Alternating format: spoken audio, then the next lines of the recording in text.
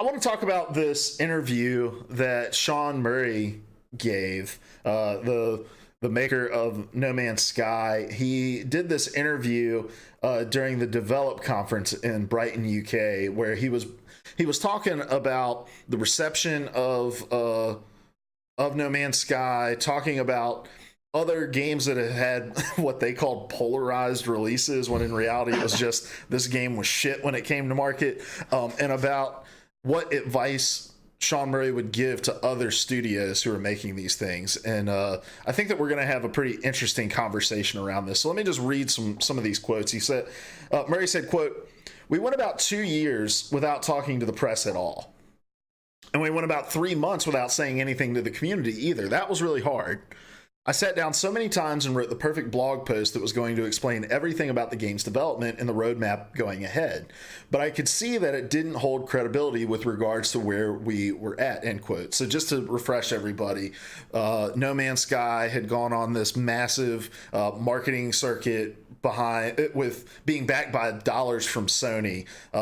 It was really acting as a stopgap between big Sony either first party or second party exclusive games that were going to be coming to their platforms. And so Sony spent a lot of time hyping it up, and Sean Murray gave a lot of interviews that were more based around things that he wanted to be in the game and less about things that actually ended up making it into the game. So when it released, there was this mass communication ahead of time and a lot of excitement coming out of Hello Games game releases, to a lot of fan anger and backlash because of those missing features. And Hello Games and Sean Murray and the No Man's Sky team and Sony as well pretty much went totally silent on the product for some time. And they've since released a lot of updates, really put their nose to the grindstone, built it back up. But he goes on to say this. He was asked about games like Fallout 76, Sea of Thieves, Anthem, these games that kind of were less than stellar upon release, and what those game makers should have done. And he said, quote, "There have been a number of games that have since come out, had a polarizing launch, and that explosive mix of loads of people playing it, but also problems. And I can see EA, Microsoft, or Bethesda try to placate players by talking to them, but for right or wrong, it just doesn't really work. You see this all the time when a big publisher will talk to the community and try to solve the problem and then get embroiled, taking up more and more of its headspace," end quote. So essentially what Sean Murray is advocating, and correct me if I'm wrong, correct me if I'm misreading this, is he's essentially saying, guys, if you release a game that's bad, shut up and go hide away, work on it, and make it better, and don't pop your head up until it's in a place where it is better. Mm-hmm. That's pretty accurate. That's how I read it. All right. I don't want to go on a huge rant here, but I do want to take a little bit of time to remind both the three of us, all of our listeners, and Sean Murray as well, about exactly what happened in those 3 months that he decided not to speak to his community, right? Because I think that we're looking back on this with some rose-colored glasses and some 2020 hindsight, and we're maybe romanticizing some of the decisions that were made that didn't necessarily pan out at the time in a way that Sean Murray would have hoped. So first thing, game comes out that August, right? Tons of backlash. Steam starts issuing refunds regardless of how much time you've put into the game. There were people who had put 70 hours into the game, started demanding refunds either based on performance issues, missing features, or just because Sean Murray hadn't and Hello Games hadn't really responded to any of the criticism. So that was just a couple weeks later, and Steam has a pretty strict refund policy, right? It's normally you play more than an hour, you can't get a refund, but anything less than that, you can. And then there were other fans who were kind of putting the screws to Sony and saying, hey, you don't have a refund policy for your games. This game does not live up to any of the promises that you've made.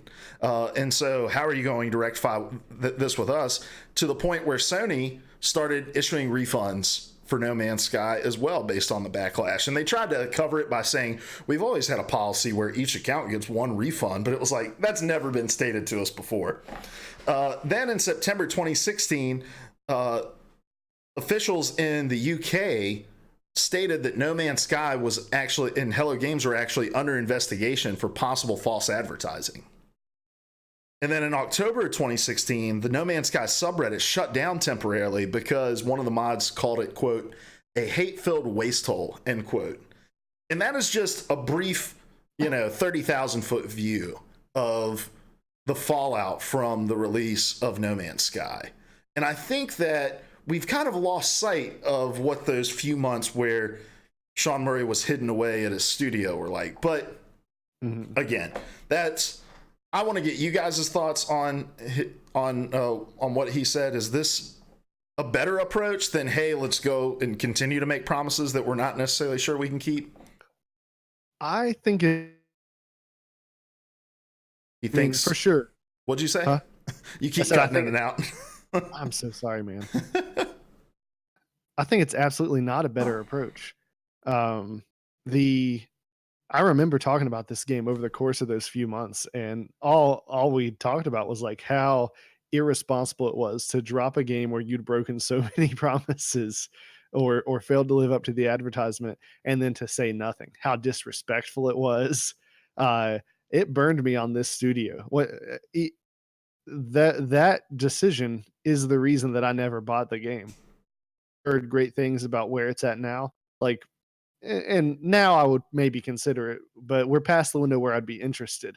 I might have been interested when I started hearing those things initially if I didn't have the bad taste of, oh yeah, that's screwed up, and then like just didn't say anything about. So yeah, you gotta have balance. Don't make more promises you can't keep, but there's got to be some communication of, hey, we're doing something, because there for a while we were all like, okay, this guy just like took everybody's money and disappeared. And that is not a good look. I want to define when these 3 months are. These 3 months were from the release of the game, August 9th, 2016. And then I think that the first statement came out to fans, and not necessarily to the press, in early November. Because there's also a large gap where they refuse to talk to press. Yeah, 2 years. And I think that might be a more I think there might be more merit to that strategy. Like not going on the PR circuit and just talking directly to fans. Maybe. I think I think in the abstract there's merit to what he's saying. Like just put your nose to the grindstone, get down. I don't know if it kind of bears out in practice. Because I think for those 3 months, and for the whatever amount of time you don't communicate with your fan base, you are going to take a significant beating in terms of public image, which is what happened. I do want to say, side note, fuck anyone who played the game for 70 hours and then requested a refund.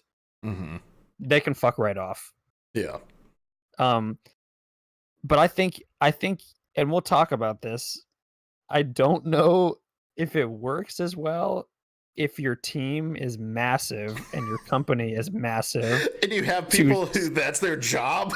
Yeah, if you have people whose job is to say stuff, to tell them not to say stuff. Yeah, go ahead. I also think in at least one of the cases we will talk about, the problem was not talking about the game. The problem was everything else that you did around the game that you shouldn't have done in the first place. So I don't know how much this bears out, like in practice, case by case. I think there's like kind of a disconnect between what he's saying and kind of the effect that his strategy had in the actual world that we live in. Yes. Yeah. It's a very weird, hey, this strategy worked out great for me, and we're like, bro, we saw that train wreck. You know that, right? Like you can't cast this as something that was good. Yes. Yes, you can't. Yeah, it's like, this is an extreme example. It's like someone was overweight, right? Went on like a 3-month cocaine bender and lost 40 pounds, right? They came back clean, they were good, and they were like, guys, it works.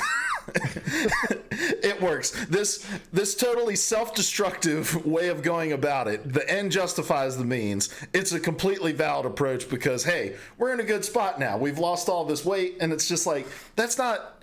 You didn't do it because you put your head down. Like, you lost faith. A lot of people lost faith in you irreparably because of what you did, myself included. Like, Hello Games, I have a hard time respecting them. I respect that they stuck with a game that failed when they could have just as easily disbanded and gone and worked on other things. I respect that, but I have no respect for them as a business that I should go and give my money to them because I did that once and they went and hid away with it, it seemed. And that's exactly what it felt like when it happened. You know, even as much as a blog post that would have said, hey guys, we are here, we are listening to your feedback, we're not going to be releasing statement after statement about what individual things that we're working on, but we want to promise you that there's coming a time where we're going to try to deal with as much of this as we can. And like, even something as small as that would have went a long ass way for me. But the fact that they took the money and just went and hid with it, I don't want any company, I don't care if you're 3 people or 3,000 people, that is not good business. Like, if somebody has an issue with what you're doing, or if as much of a percentage of your player base has that much of a problem, you need to at least have the decency to step out and say it. And I don't think it was a strategy for them. I think they were terrified of what they had built and the ball that was rolling downhill at them, and they didn't want to step outside of their house long enough to get run over by it. It just so happened to work out. But not because of it. And I would contend that had they had a communication, it would have worked out even better. It worked out, but you missed out by like everyone who requested a refund, they didn't go buy that game again. Mm-hmm. They didn't. And then you had people like me who observed it and you're like, okay, yeah, I'm not dealing with that company. Yeah. Yeah, I think a message that would have just said something along the lines of, hey guys, we hear you. We're going to go away for quite a while to really work on this game. Don't mention any specifics because that's what got you in trouble in the first place. But just mention that you're going to put your nose to the grindstone and really work on this game, no matter what happens. I think just something as good as an attempt at good faith would work, and let people know that you are actually doing something and not just sitting on a pile of money in your office, which I think is what a lot of people assumed was going on. I also don't like none of this is to discredit the sheer amount of work that they have put into that game, because I think it's actually very impressive. And I was one of the people who returned to the game when they did that significant update to see what was happening and was really impressed by what I saw. And it was much more in line with what they had pitched. It wasn't 100% what they had promised us, but it was much more in line with that. And I don't know, I think there was a way to communicate that wasn't promising anything concrete, but also wasn't just shutting people out. There's a middle ground there, and I don't think they attempted to do that. Again, like you said, Luke, because they were probably terrified. Well, and Sony's partly to blame for this too. Like, where was Sony in any of this? 100%. You know, they created the monster. Yes. I just wanted to quote a police officer I once observed dealing with a guy who was clearly lying. So this is your opportunity to create your narrative before I create one for you. Jesus. That's the purpose of communication. If you don't come out and tell us what's going on, we're gonna, for better or for worse, the general public is going to craft the narrative. Yep, that's what PR is for. Yeah, and I think that I also think like this comparison between No Man's Sky and these other games, Fallout 76, Anthem, Sea of Thieves, like I think is a little. Honestly, I think it's a bit of a stretch to compare them. Like yes, they released to underwhelming receptions, and in fact, some of them overtly negative receptions. But I think that's where what's that? You cut out on my screen for a minute, but it's Oh. probably on my end. Oh, okay. But I think that that's really where the similarities end. You know, like I think for for Fallout, it was more of a PR nightmare, but behind things outside of the game. Yes, there were things broken within the game, but am I cutting out for you, Cody? A little bit. Oh, yeah, that's weird. Sorry about that, guys. I can understand what you're saying.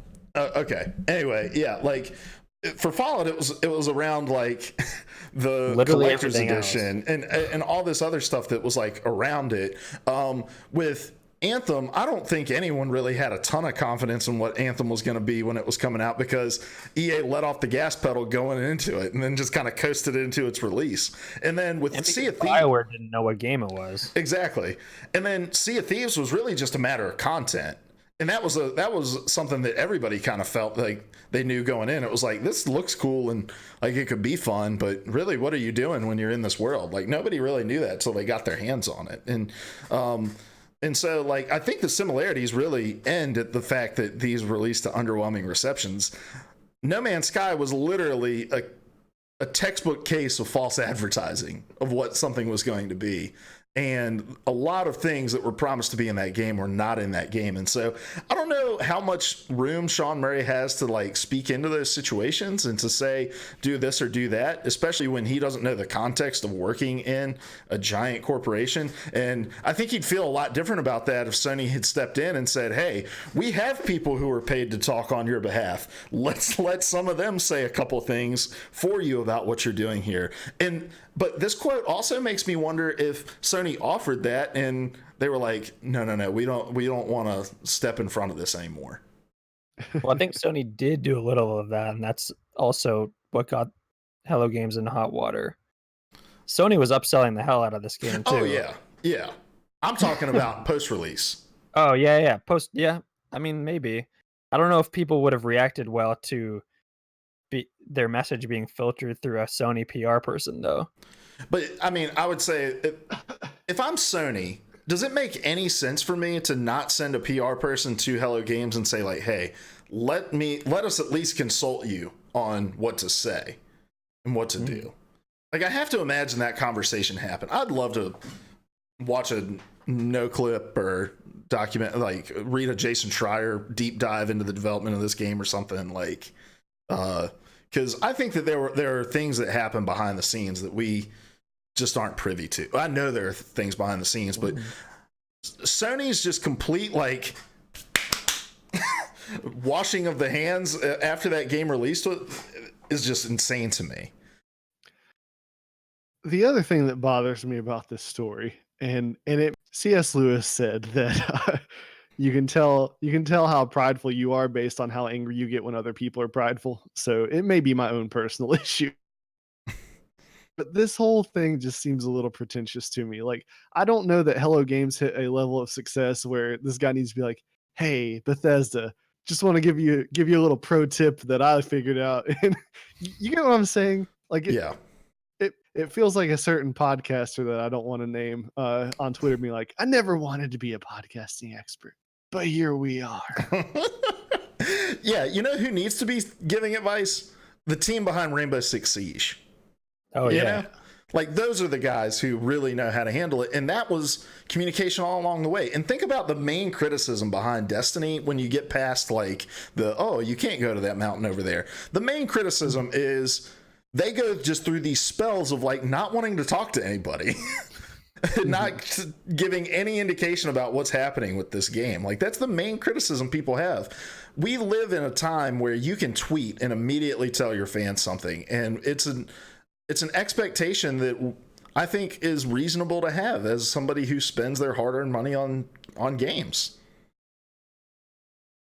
So for sure, transparency is, I think, a lot of people's biggest pet peeve when it comes to a lot of developers, and that it was a concerted effort on Bungie's part to correct that moving into Destiny 2. Whether or not they did is kind of up to everybody else to kind of pick apart, but they did certainly make a concerted effort when it came to transparency. And I think like having a tool like that at your dispense is, I think, challenging to reckon with for a lot of people.